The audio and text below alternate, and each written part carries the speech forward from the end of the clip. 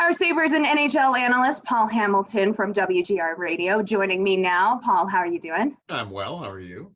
Good, thank you. Sabres and the Bruins last night, that ended up being a wild one. Wasn't expecting the Bruins to come back on them like that. But Ukko-Pekka Luukkonen picking up his first NHL win in his first NHL game after he gave up a goal on the first NHL shot he faced. What did you see from UPL last night? I liked his mental toughness because, as you mentioned, the first shot 2 minutes into the game goes into the net. Not his fault. I mean, a defenseman jumps up into the middle, takes the shot. There's really no way he's going to stop that unless it hits him. But then he's got to sit there for another 7 minutes before he gets another shot and maybe brood about it. But he was fine. You know, Taylor Hall comes down, finally gets the shot maybe 7 minutes later. He made a couple of more good saves on a power play later in the period, and he kind of settled himself into the game. It didn't destroy him that the first puck went in the net. And then fast forward to the third period when two shots go in off Rasmus Ristolainen, and instead of having a 5-1 lead, next thing you know, it's 5-4 because of some bad luck. Still, he was fine. He made a couple of saves right after that. They get the empty net goal and they win it. So I really admired the mental toughness he had. I liked how he came out and challenged shooters using his size to challenge the shooters. And he's quiet in the crease. I didn't notice a lot of rebounds either flying out on him. He seems to have pretty good rebound control also. And he said last night during postgame that he really did start to feel comfortable in the second period. And he said, though, it's going to take me a few more NHL games to get comfortable with the speed of this level. Do you think that he will get a few more looks by the end of the season to do that for him?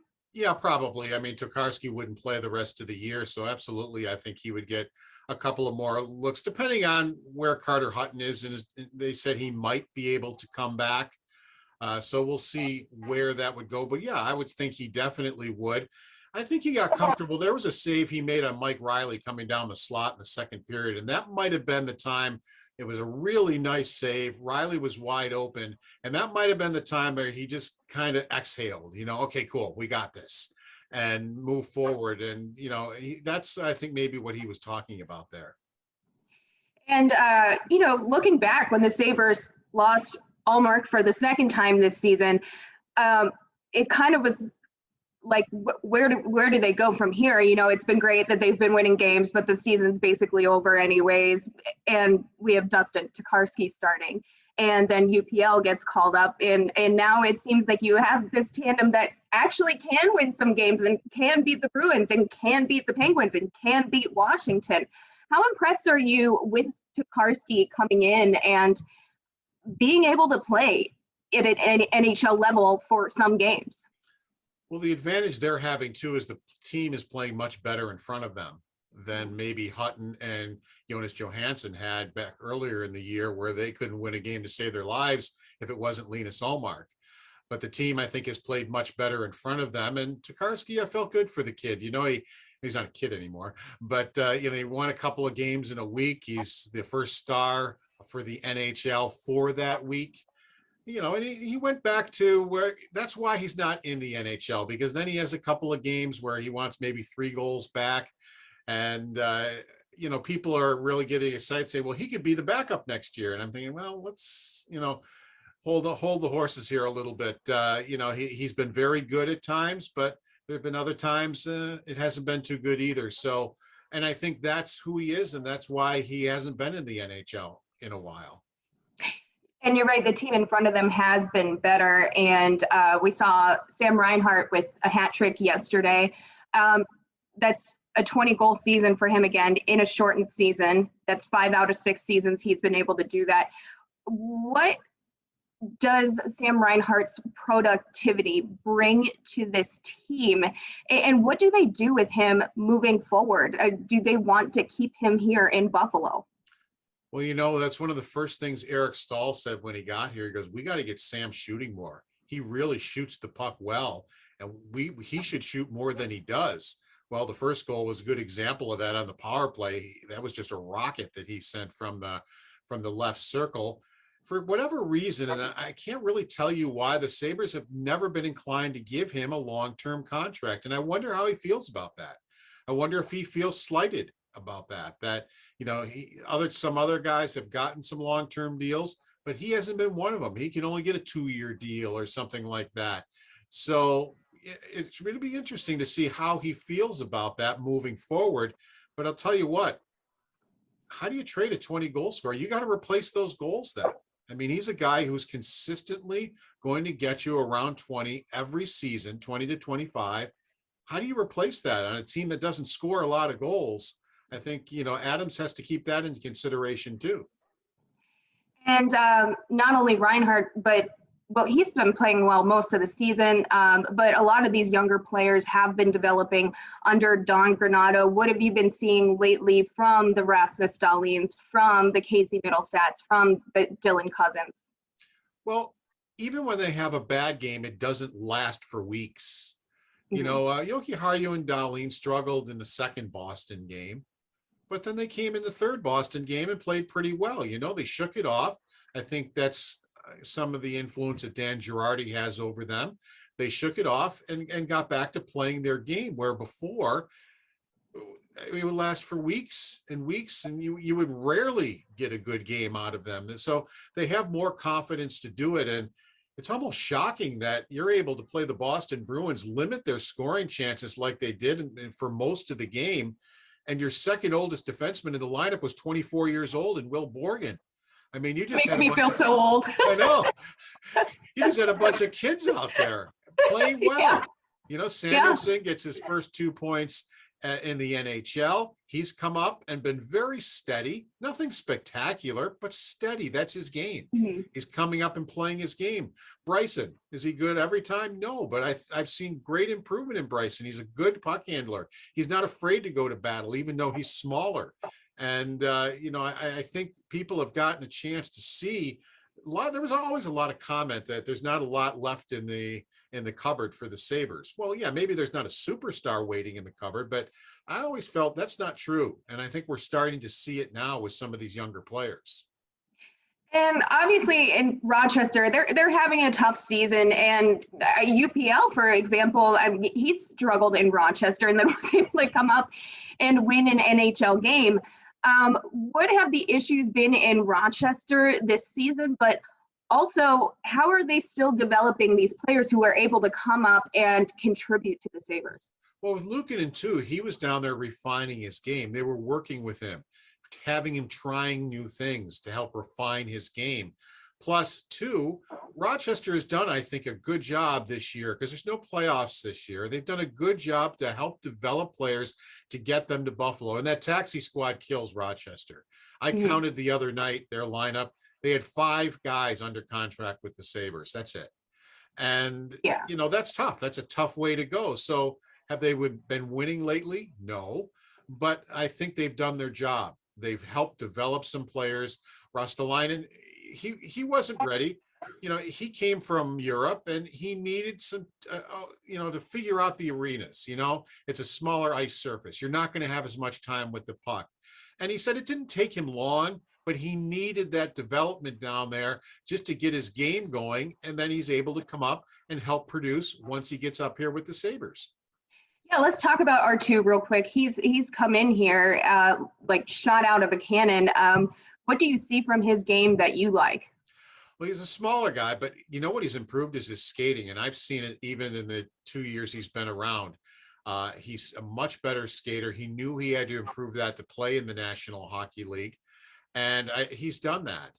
He's not going to be a guy that's going to be, bowling over guys in the corner or anything like that. But he's got a shot like Olofsson. And if you give him a little bit of an inch around the net, he knows how to score goals. And he knows how to fire the puck.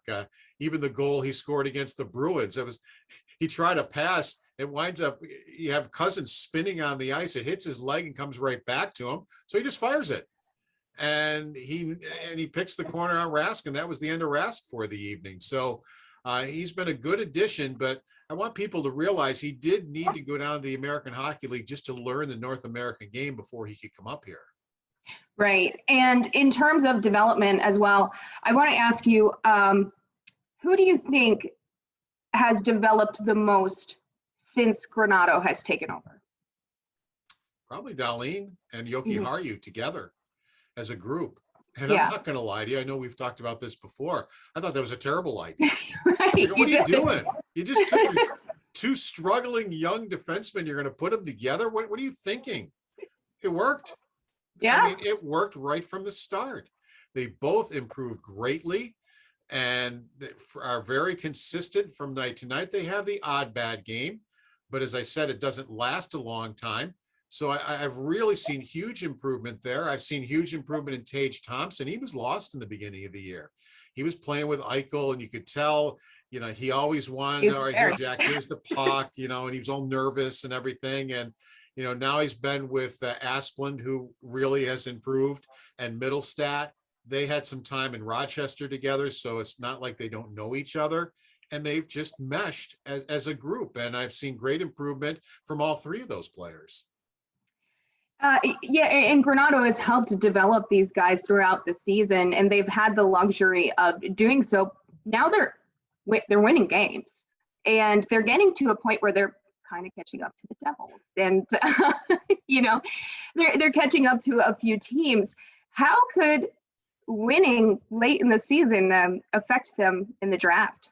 It's just the odds, and let's not kid ourselves. I thought they had 31st place clinched.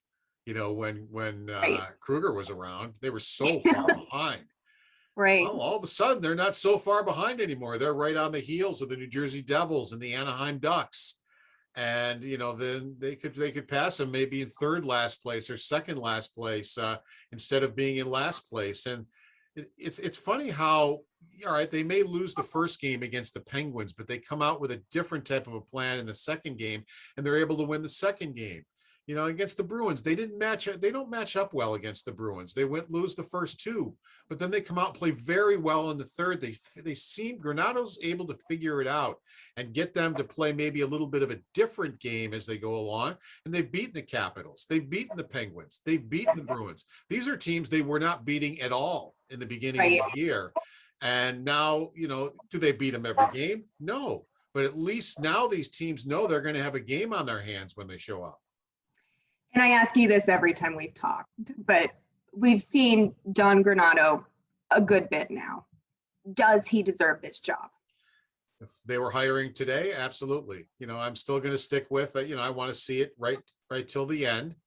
But I think the development he's shown in some of these players, getting the opportunity for himself. Yes, he did win in the minors. He's coached in the American Hockey League, but he had never coached as a head coach in the National Hockey League. He had as an assistant with the Sabres and the Blackhawks, but never as a head coach. And he's gotten his opportunity and shown what he can do and shown, the things that he wants. And the things you hear from him, are things you want to hear from the coach. And he's not afraid to try things.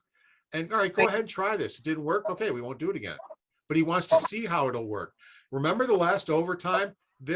The three guys out were never the same. He wanted to keep trying different combinations throughout the overtime to see what combinations work as they move forward. Right. And when it is just already a losing season when Kruger was out, it gave Granato the flexibility to try these new things because they're not in the playoff hunt. How important was that? It's hugely important to be able to do that now, because if he is the head coach moving forward, he's going to know what works and what doesn't work and what players can thrive. The Middlestat line, I remember, was out there against, I believe it was the Flyers, and they're trying to protect the lead. And Tage Thompson just missed the empty net. Sure enough, the Flyers come down and score on him. And what did I get? Why is Middlestat and his line out there in the final few seconds? Why did they do that? Well, because Granato believes that they can handle that situation. And guess what?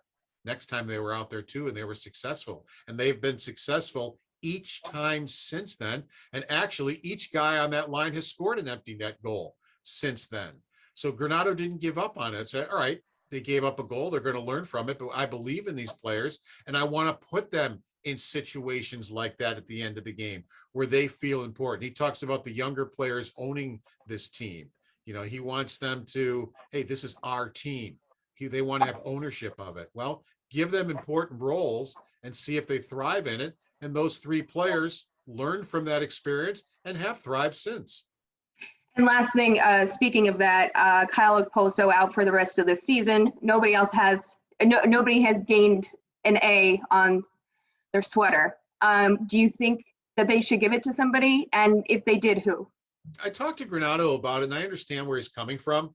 That, all right, these kids have enough on their plate right now, and I didn't want to add something. He goes, I gave it a little bit of thought, but I didn't want to add anything to it. The guy I had in mind was Casey Middlestad.